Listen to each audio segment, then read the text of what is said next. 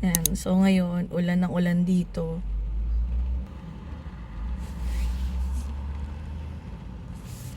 Yan. Ulan ng ulan ngayon dito sa amin. Instead of snow, ulan yung nabagsak galing sa kalangitan. Yeah. Pero sa ibang province nag-i-snow na. Excuse me. Kagaya sa Alberta, nag-i-snow na. Sa lalo na siguro sa Winnipeg, no? Kasi usually doon doon yung heaviest yung snow kasi nga mas mababa yung temp nila doon. Yun ang alam ko, no? Hindi ako sure. Pero dito sa amin, sa BC, lalo na dito sa may Vancouver, ulan. Yan, ulan. Start niyan. Pagdating ng fall, uulan na. Tapos, siguro by December or January, mag-i-snow na. Yan. Pero hindi everyday. Hindi tulad sa ibang province. Everyday mag-i-snow na mag-i-snow. Tapos, heavy na yung snow, ganyan. So, dito hindi naman.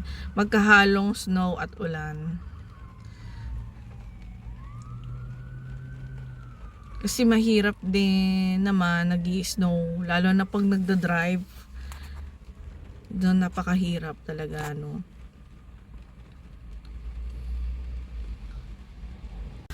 Actually, nung dumating ako dito sa Canada, no, tuwan-tuwa ako sa snow. Kasi first time ko makakakita ng snow eh. Makakahawak ka ng snow. Parang first time mo. Excited ka, tuwan-tuwa ka. Diba? Talagang, yung tipong nag-i-snow ng sobrang lakas ng snow. Then, ang taas-taas, no? More than 5 inches yata. Or 10 inches ng snow yung bumagsak. So, tuwan-tuwa ko noon kasi first time nga, tapos parang mga nakikita mo sa movies, di ba? Mga nag-i-snow. In-enjoy ko talaga yung snow noon. Talagang as in, promise. Nakakatuwa. Para kang bata na naglalaro sa snow, no? Kahit na adult ka na. Kasi nga, first time ko makakita ng snow. So, tapos,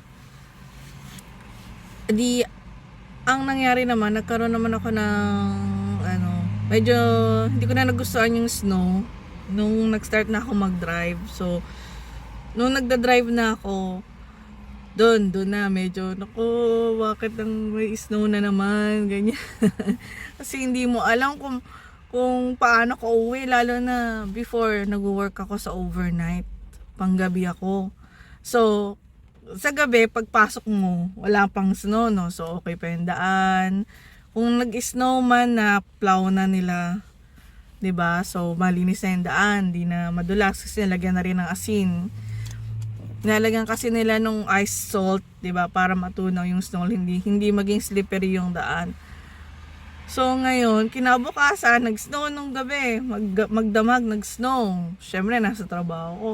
Pag-uwi ko, pag after ng work, pagtingin namin sa parking lot, wala kaming madadaanan, as in, wala talaga.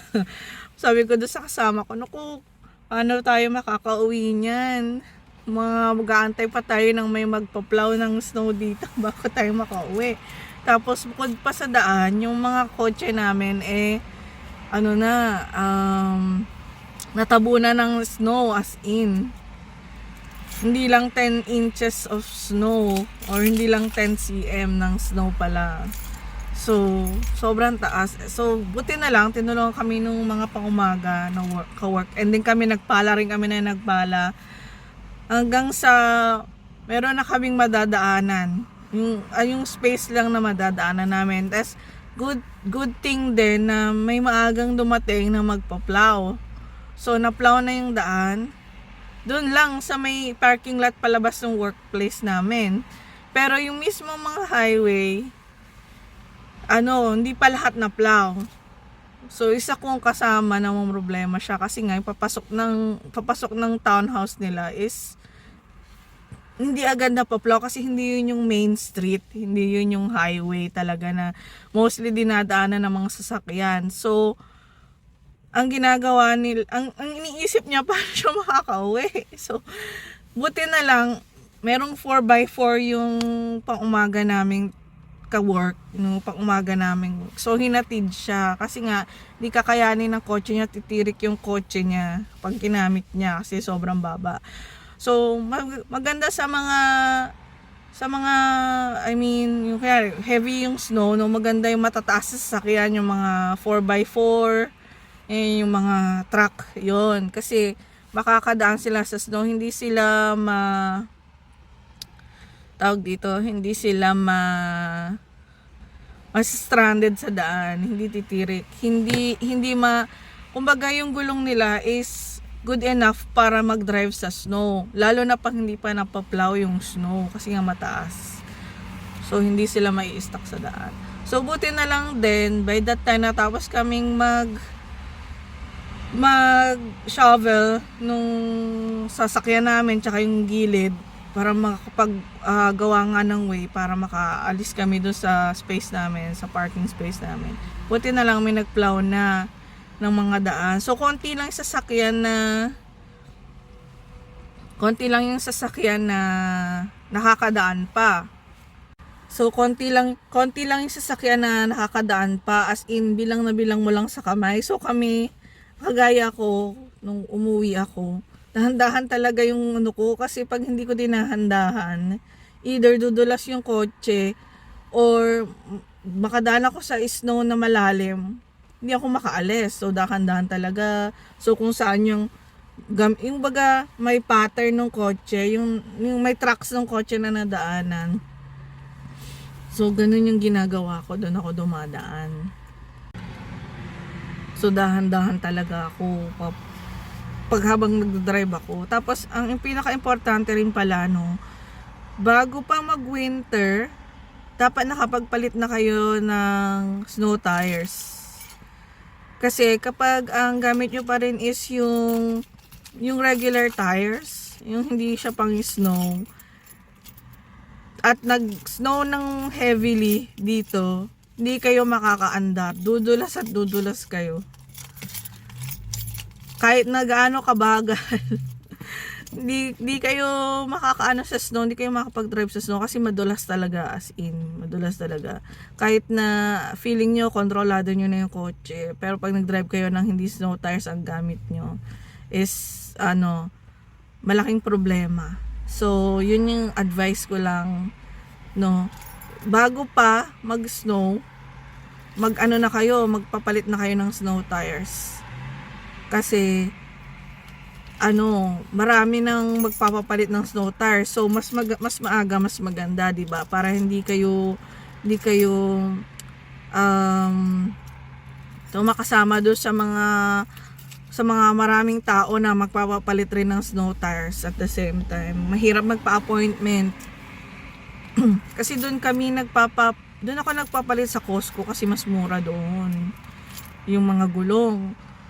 Usually nga, kasi nga mas mura, maraming nagpapapalit doon. So, kailangan talaga, mas maaga. Dapat summer pa lang, magpapapalit ka na. kasi nga, sobrang daming taong nagpapapalit. Kumbaga, nagmamadali na sila lahat. Gusto na rin nila magpapalit ng snow tires. 'Di ba? So, sasabay ka ba sa kanila? So, mas maaga, mas maganda, 'di ba? 'Di ba? So, yun lang yung advice ko, no? Dahil, buti naman din nangyari sa akin yun. Pero yung sa ibang mga sasakyan na nakasabay ko, gano'n ang nangyari sa kanila, no? Merong moment, may time na nag-i-snow ng sobrang snow, no? Kala nila kaya pa nung mga gulong nila, no?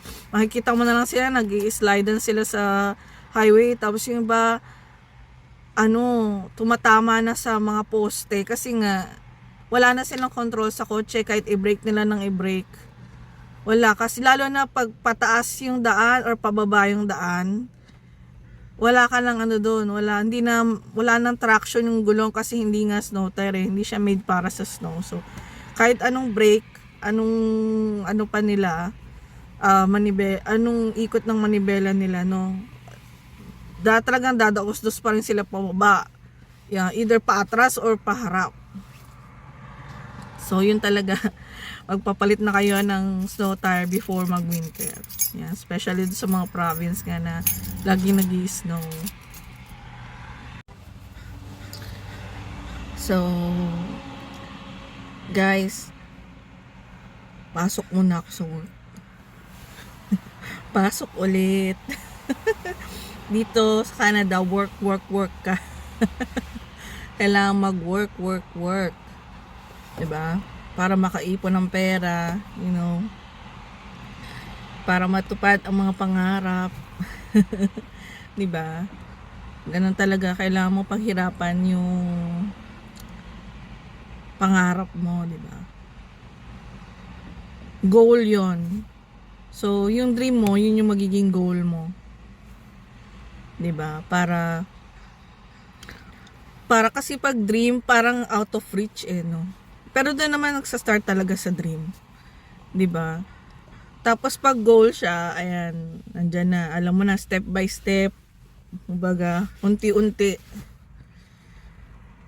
So, sa ngayon, no, kailangan mo mag-work. Pero in the future, if nakapag-save ka ng enough, 'di ba?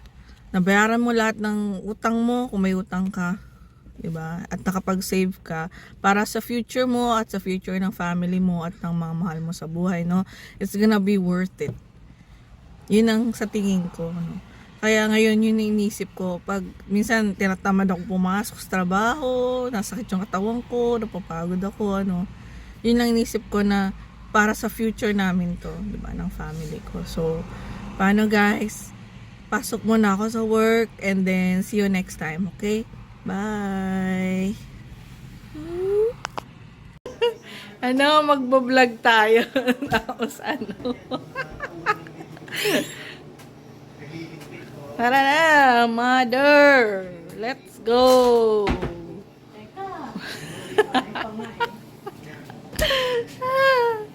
Itong ginamit mo sa Ang labahan natin, isang tambak.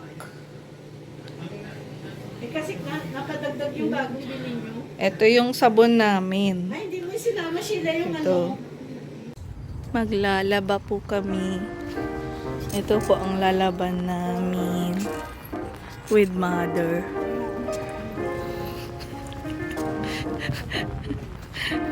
Meron pa. Di pa tapos. Yan. Wala lang mga dahon yung ibang puno. Ito meron pa. Pero yun wala na. Kasi last time ang lakas-lakas ng hangin. So lahat dinala na ng hangin, lahat ng mga dahon. Talagang palapit na ang winter. Yung iba meron pa rin. Bakit yung pine tree ng gawin yun? Naglagas na rin. Di ba hindi naman siya maglalabas? Yung pine tree na yan. Di ba hindi naman siya naglalabas?